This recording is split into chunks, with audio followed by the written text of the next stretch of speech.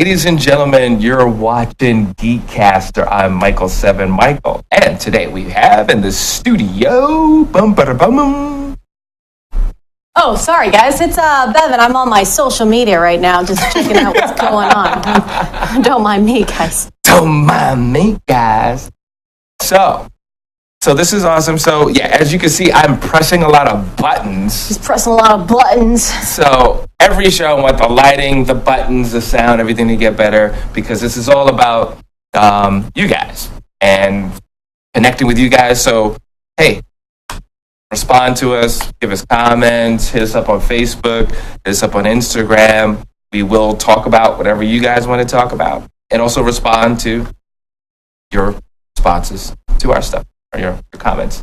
So today we're going to talk about TV shows that have been falling off, that have been getting better, and just never hit the mark at all. Ooh. Yes. That's complex. What TV show are we starting with? Let's start with Krypton. let's go. Let's just jump right in. Oh, I thought we were gonna. You're gonna go that route. I thought you were gonna go into Humans, which got canceled. Shockingly, that one never jumped off. Oh man. Krypton. I don't know much about Krypton. I know. I mean, I know it's a stereotypical prequel of like we're gonna make this show about Krypton before it blows up, and right about the L family, Jor-El and his family. I saw a commercial for it, and then I was like, nope. I just didn't care. And then a couple of my friends watched the pilot and said that the acting was so bad that they couldn't watch anything else. I don't know, Michael, have you seen it? I've seen it, and I'm up to date, and I got some issues. So this came out in March, and let me just say that this actress... Which one? That plays Alora Zod. The one in blue? No, wait, this one right here. That one right there. Okay. Yeah, awesome. I actually, even though, because a lot of times when you see a character that is either pretty or thin, like the whole fighting, I'm beating everybody up doesn't really come across as believable, because we're so brainwashed with you have to be big and bulky to fight. And she told you see the intensity, you see the skill. I feel that she was trained very well for the role, and I love it. Now, the other characters fighting in this film, even some of the men, they just don't look believable, you know? And that bothered me, because with a show like this, you want to see really good fight scenes. I mean, this is why the Badlands kicks a lot of people's butt, because even though when the script isn't there, you're believing all the action and you're jumping in and you're going on that fantasy ride. You know, so that's one of my first problems with the show. The next thing is that you could tell they didn't know where to go with certain things. You know, but before I go into the negative, another positive, Brainiac was awesome. He was super evil, as Brainiac should be, so that was good. But then it all falls apart there. You know, now this is Superman's grandfather on the left, and his great-grandfather in the blue. So we're not even at Jor-El right now. No. And the thing is like, you know, they did the hologram, but the hologram is super conscious, and it's beyond just a program. And then they bring him in. No, he's still alive. There's a lot of little things they did in there that then, you know, that didn't make sense. Now, his grandfather falls in love with this woman, which is a Zod. Her son comes back from the future, which is General Zod that we know of. And then we find out that he's half brothers, because he has a child with this lady, but he also has a child with another woman, and you never see a reaction from the women, like fighting or being catty. Everything is acceptable. They just kind of gloss over it, and everyone kind of jumps into this future past thing, and it just gets too convoluted, where you're just like, you know what? I don't believe any of this, and I want to bow out. I think that's what wrong with that series. Yeah. It was hard to even say all of it. I mean, I honestly don't care that. I don't think prequels work to me. Like, I can't name a single prequel that I was like, man, that really worked well. Okay. Like even Gotham, that's ended. Like, I never understood the point of a Gotham show without Batman, because Batman was so much of a character in terms of the creativity of the villains. Like the philosophy behind Batman was the escalation, right? Right. Like, because Batman existed and he was in a costume, the villains escalated and became characteristic as well. Right. So I guess if it was written and acted better, maybe I would have bought it. But I don't need a city where Gordon is the Batman, because then why do we even need Batman? That's interesting. I embraced finding more about Gordon, but I think they should have split the time, because in the beginning it seemed like it was equal. Okay, this is what's going on with Batman when he had a relationship with Gordon, so that kind of makes sense. But then it went so far into Gordon that it was like, dude, I'm Gotham Batman. I'm here for Batman. Yeah, I mean, you're going to draw most of the audience because of Batman. Right. I wish they had hired the writers that did Batman Telltale series, because the Telltale series, the game, right. It's very creative writing. It really paints Batman in that series, especially in the first part. Batman's father was part of the mob, and he discovers this, and he has to deal with the fact that his father was also dirty, which justified why his parents were killed off. Then it kind of makes it that his parents were killed not by a random mobber, but by a gang member.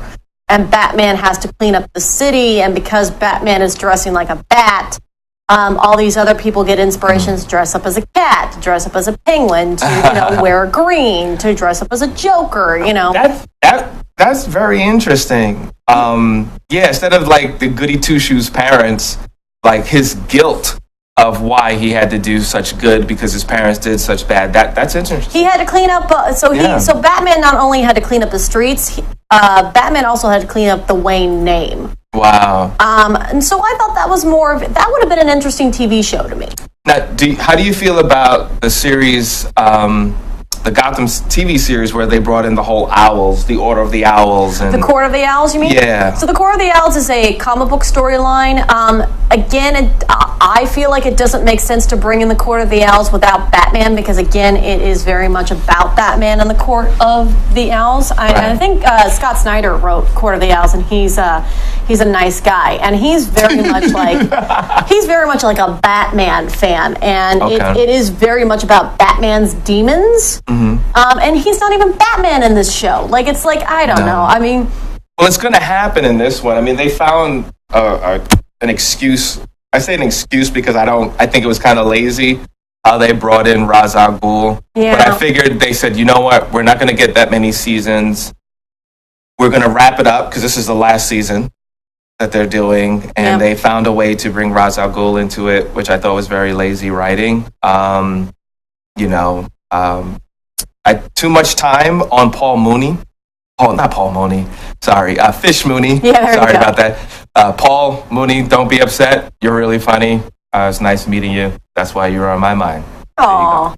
I mean, don't get me wrong. There are people, obviously there's an audience for this because it stayed on the air longer than I thought it was actually going to. Well, I just want to say real quick before I forget, Jada Pinkett, her best role that she's ever played was Fish Rooney. Oh, really? Yeah, because not only she played a really good villain, but she was in it. She was committed. Yeah. I haven't seen her so committed to a role than she was in this one. But I feel that character just didn't really. They spent too much time. Again, all that time on her, all that time on Gordon and his relationship. A little bit too much time on the building blocks of the Riddler could have been put into Bruce Wayne, and it wasn't. So I mean, again, it was not a show that I was like, I'm so glad that this exists, another prequel before Batman. Like, I would rather just, move on. Hey, Black Lightning. I can say a couple things about Black Lightning. Black Lightning. I just don't like the outfit. Let's deal with the elephant in the room. They spent a lot of money on the budget on his outfit, which and the soundtrack I heard. Oh, really? Which this is my second. How many episodes have you seen? I've only seen 2. I saw the whole season. You saw the whole season? I saw the whole season, and maybe I saw 3 episodes. I think I saw 3 episodes. Well, well, let's go. What didn't you like, and what did you like? Okay, so there's a couple things I do like. Okay. I love that he is an older superhero that comes out of retirement to come back. Okay. I do actually like. It's refreshing to not only see somebody of color, but also just as a character. I don't care what color you are, but if you're interesting and you've got a past and you've got a history, and you're trying to do, like, it seemed like when we first meet him, he's a principal that's trying to do good in real life versus just being a superhero. But then he has to come back out and be a superhero and discovers that he's trying to find that healthy balance, right? It's the one thing that Spider-Man always struggled with. Right. Especially like the Tobey Maguire Spider-Mans were like, it's really hard to be a superhero and then survive and have a relationship in the real world. And I did like that aspect of him as like he's a dad with 2 daughters and realistically and a wife that left him because she couldn't take his superhero lifestyle. And he had a 9-to-5. He was a principal. And he was a principal, which makes it really hard for anybody to do superhero work when you have to try and pay bills, pay taxes, have any sort of life. Look at his family. Look at his family. Come on, he's superheroes too. It's like the Incredibles. I did like I liked the eldest daughter. I did not like the youngest. I didn't like the youngest daughter's acting. They gave her terrible lines because it was like, I know they were trying to make her the stereotypical bratty, self-centered, rebellious child, millennial thing, but no. And she has such a cute face too, so it becomes annoying. Yeah, she was. I think she was like a Disney star or something. Yeah. She was very annoying to me. I also didn't really understand the writing choices of the wife because she would come back in, come back out. It's like I felt like they made her cave in too soon. Like, I think it was like the 2nd episode she was already making out with him on the bathroom floor. I was like, wait a minute, I thought you guys were struggling here. Well, you remember the whole series started out in a love scene.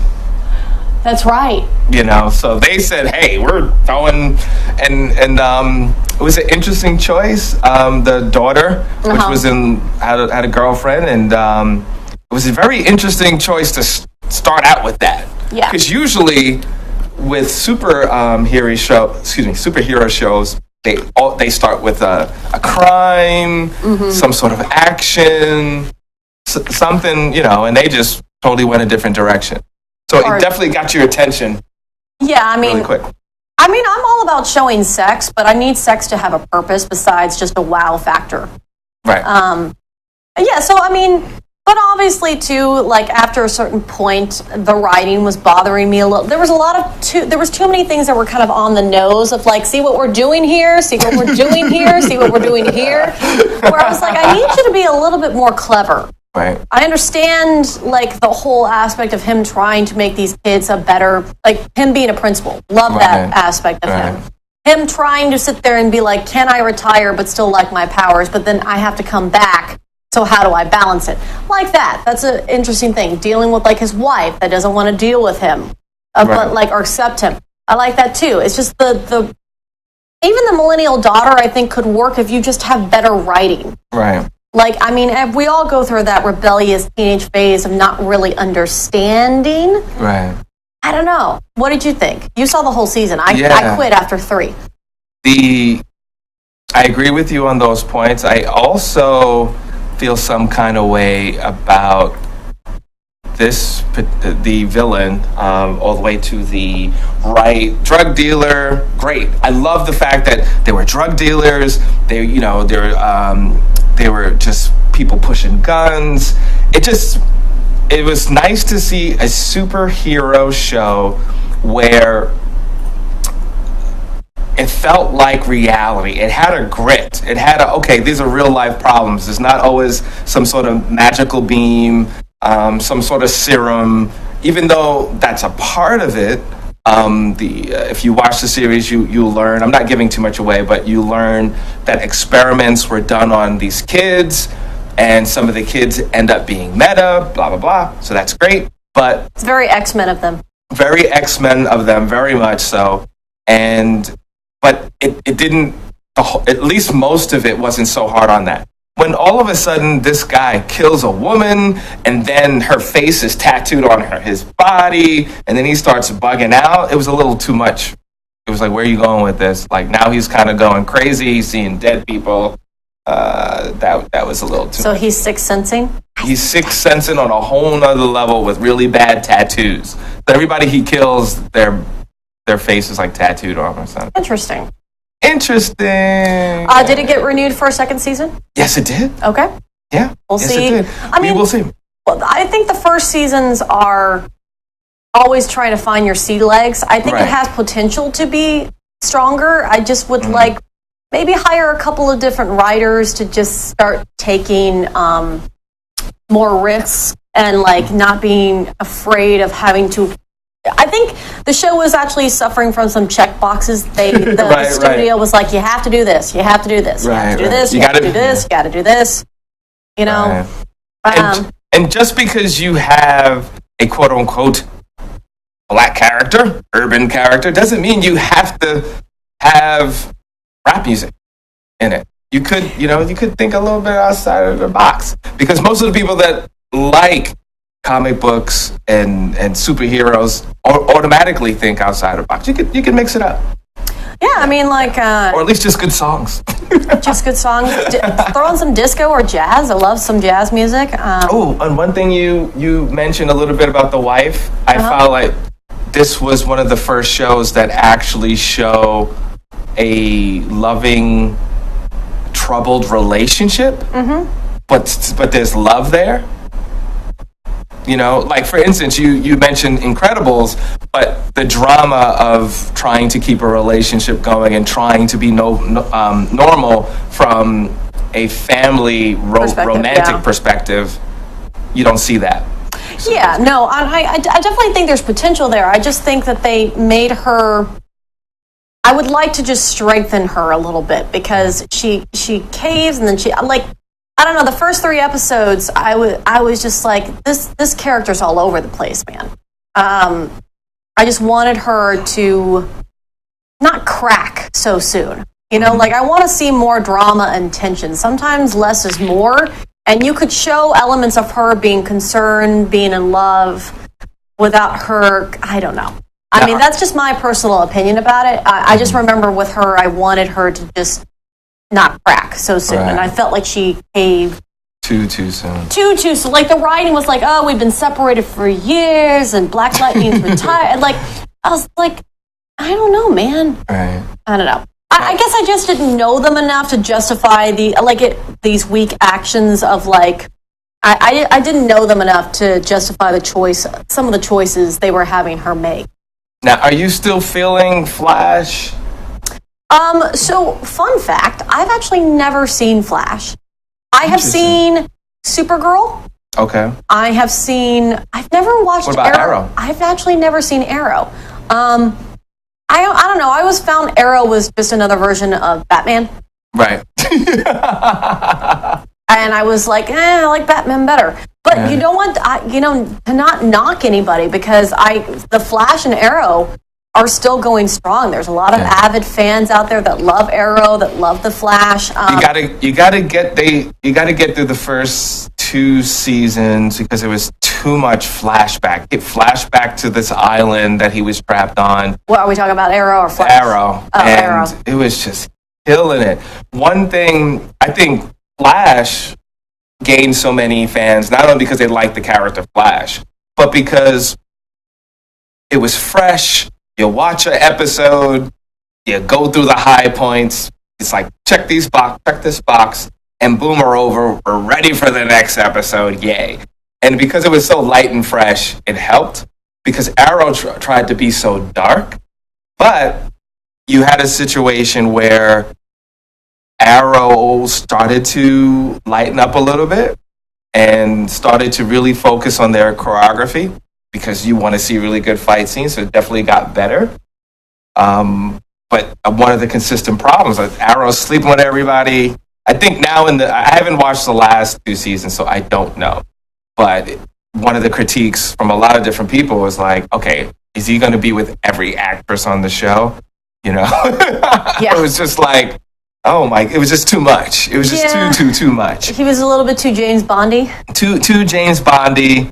And then with Flash, also they started to add all these other characters to Arrow too. Like they just, okay, we have to like triple the diversity on the show. Diversity is good, but when it feels forced, it feels some kind of way about it. Well, that also just goes back to the writing. If the studio comes to writers and says, I need you to diversify the cast and create more female characters, more LGBT characters, okay, we could talk about Supergirl for a second, because Supergirl, I think, falls victim a little bit to this. First off, Supergirl, what I don't like about it is that they basically steal a lot of Superman novels and put it into Kara's storyline, when there's plenty of comic books about Supergirl, that you don't need to take a lot of Superman villains. I mean, if anything, I think it could have started off with just Superman already existing in her world.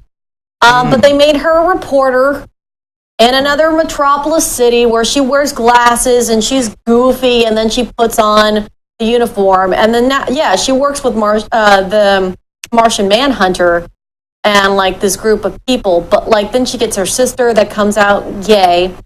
Then she gets like another Superman like boyfriend, and then she gets, I don't know, it's just it felt a little pushed. I don't know, I felt like the storyline of her having a boss that looked that acted a little bit like Perry White, except female version, and she's like doing stereotypical female stuff. Right. That's Harrison Ford's wife that is in the show. And then like she becomes a reporter and she's wearing the glasses, and then she befriends now all of a sudden what's his face? What's his name, guys? Help me out. Lex Luthor has a sister. And it's like, Lex Luthor has a sister now? Like, yeah, that was weird. I don't know. I felt like if I was going to do a show about Supergirl, I would do it like maybe in her futuristic society first. And then she kind of she gets stuck in this timeline that is Superman's world, where the technology is not as advanced, which they kind of... No, they didn't. Sorry. She landed like afterwards. Mm-hmm. Wait, in the setup, it's like she was 10 and she landed in the future. Like she was being sent off in a rocket to watch her baby brother. But like in the comics, she was part of a futuristic society or something like one of the Supergirl storylines is that she was from the future, came back in time, and then she had to readjust in Superman's world. They put this in the Justice League animated series about like her being somebody that was from the future, where she was just so used to a lot of progression, and then she had to like get used to our society and her influenced Clark and all that stuff. I think that would have been a very interesting TV show versus just ripping off Superman stuff. Yeah, my problem always with at least with the storyline that she came early, so that way she could take care of her cousin and watch over him, is the fact that, we've always heard he's the last. Yeah. And he's, and even the villains, you're the last, so we're coming after you, like when Zod and General Zod and stuff. So now it's like, well, he's not the last, because we had to make a female version of him. Just a little weird. I liked the way they handled Supergirl in Smallville. Okay.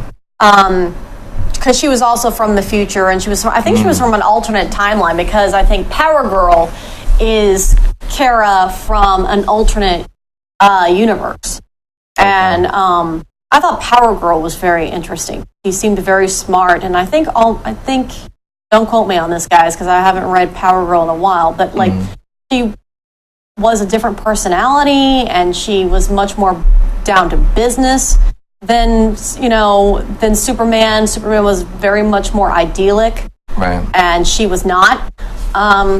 So that would have been interesting too. So yeah, the Supergirl stuff. I watched a couple of episodes. I watched like a scattering here or there of episodes trying to support my girls, and I was like, man, I just don't like how this is written either. Right.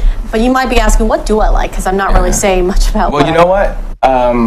Before we run out of time, yay or nay on this? Agents of S.H.I.E.L.D. I think it has good moments and bad moments. Okay.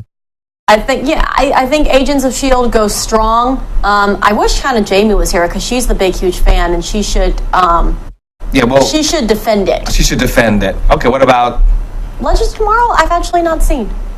Oh, really? I have not seen Legends of Tomorrow.